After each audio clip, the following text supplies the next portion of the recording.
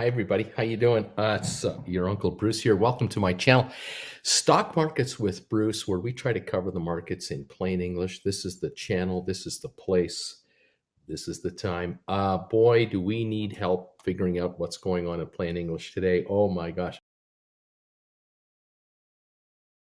How do we, dumb money, take advantage of the hood shenanigans to make ourselves some money? Buy puts on Robinhood. Pick off some put contracts on Robinhood. Go short on this stuff, but just buy puts. Because whatever you put into a put is all you're risking. And take a look at this stock, see how it wants to open up here.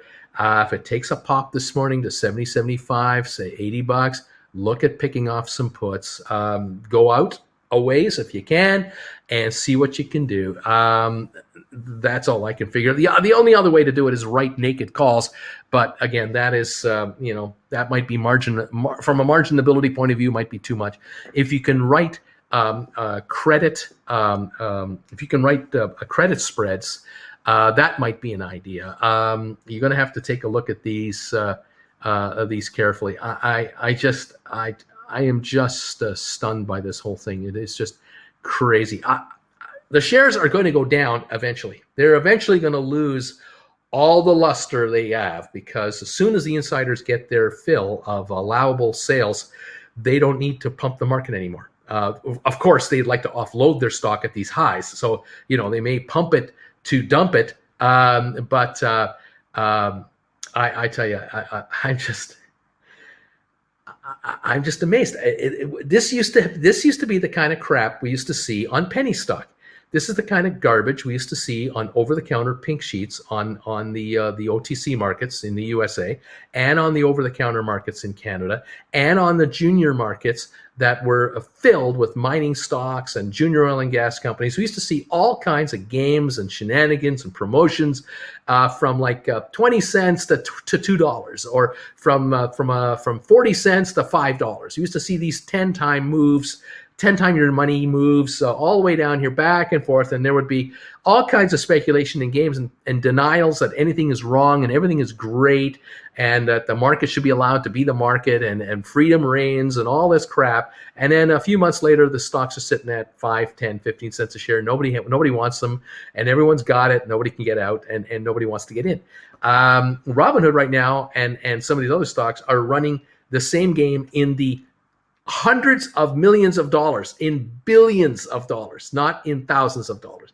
I used to see promotion games go on when I was a manager and a VP of a brokerage firm and a desk trader and a stockbroker, where you would pump a stock from 20 cents to $5, and you'd have customers who started playing with $1,000 worth of stock, and then they were playing with $5,000 worth of stock, and then they were playing with $15,000 worth of stock, and then they were all the way back down to $50 a transaction again.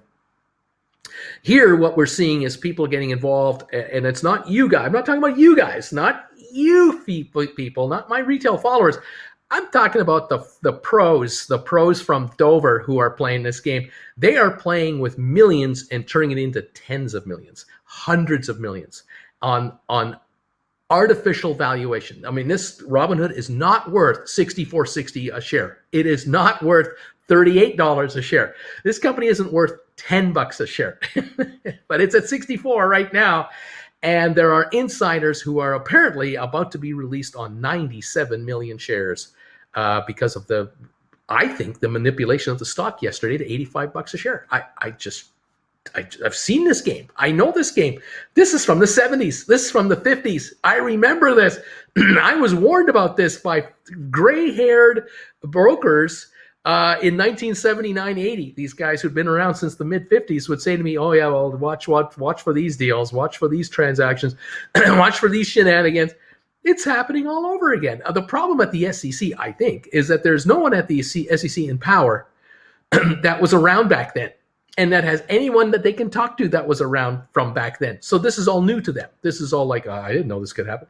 I had no idea. Unbelievable. And these modern day shenanigans are happening in nanoseconds with computerized trading, software all over the place to manipulate stock. It's incredible. folks, I'm just saying, get your pound of flesh, get in on it. But I would be on the opposite side of this whole deal. I would be absolutely the opposite side. You do not want to be long Robinhood. You do not want to be playing the up move on Robinhood. You want to be playing the downward move on Robinhood, and it will come. And when it comes, it will be severe and it will be dramatic. I have 300 CYXT, and I just noticed 102 warrants. You don't have shares, you have warrants. CYXTW appeared in my account with a value of 160 each. Are these warrants? Yes, they are. These are warrants. For every 3 shares, you get 1 warrant, and you've been credited with these warrants. So that's worth 160 odd dollars. That's a free gift for you that helps defray your cost on CYXT. You can do what you will with those. You can hold them. If the CYXT goes up in price, those will go up as well. If the stock goes down, those will go down in value. They have a reasonable lifetime. I'm not sure exactly how long they last, but I think they go for a while. And you can decide baking what you want to do with them. You can sell them for cash and move on. I don't have an opinion on it per se. Glad you got them. It's a nice little handout. That's all I know. On a stock that's just going down for months, when does an investor switch from believing in the future and averaging down to acknowledging they were just wrong? Well, it's when the company can't deliver forward guidance, or earnings are just not there, or they're losing market share, or they made an acquisition and it's not working out. I mean, there's a million reasons why companies' stock will go down if that's happening. If you're talking about SPACs, then you're in the wrong market. I mean, SPACs have no track record. They're brand new. They're ground floor. They're out at 10. They go to 15. They go down to 3, 5. We're talking ground floor investing here, and you might have to wait longer than you wanted to. But it's just the way this goes. You've got to either believe long term in the management of the SPAC, or the owners of the SPAC, who really will run the roost here, really control what's going to happen, or you don't. And you either have got the time and the patience to wait it out, or you don't. And you either have the tummy to handle it, or you don't. And if you can't handle SPAC investing, then maybe you should be an ETF investor. Maybe you should be a mutual fund investor or index fund investor, and just go with something like that, and just go with the big market. Any stock like IBM, they have their ups and downs. Apple's had its ups and downs over the decades. Microsoft, others, mature companies, brand new companies, they all do it. But SPACs are a different ball game. I mean, SPACs are ground floor right now opportunities that are early days. And here we are at SoFi now, up a penny. This morning we were down to 16.14. We've gone from 24 to here. Some could say, oh, it's gone from 24, Bruce, down to $16. It's a loser. If that's your attitude on it, more power to you. But I don't think so. SoFi, been listed for 6 weeks. I'm going to give it a year. I'm going to give it quite some time, because I think I like this whole story a lot better. And that company, I think, will do very, very well for you. But you got to decide what your timing is. What's your tolerance level and all that. My IBM contract for premium, the 985 strike, 145 expiration, 214, looking sad. Any news on the split? You recommend this one? Any hope? So I got a call contract for February. You own one for February at 145. There is a split coming. I just don't know the details of it yet, because no news is out.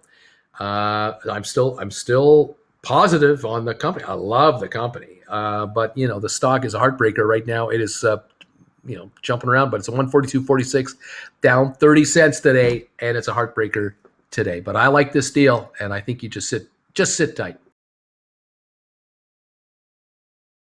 I think the only reason that they're only going to 70 is options were only created yesterday. The pros, the market makers, will bring out more contracts every day just going forward. You just have to give them a few more days to get their whole series of contracts out.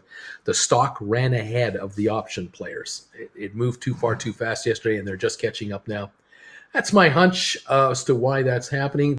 Thank you, everybody, for For that, if you'd like to talk to me about a 1-hour session, you want to get together with me, send me an email through my email address, which is right here. It's the old school hotmail.com email address. Send me an email. Say, Bruce, I'd like to talk to you on a one-on-one session. When can you book me in? I'd like to make a reservation and lock it in right away.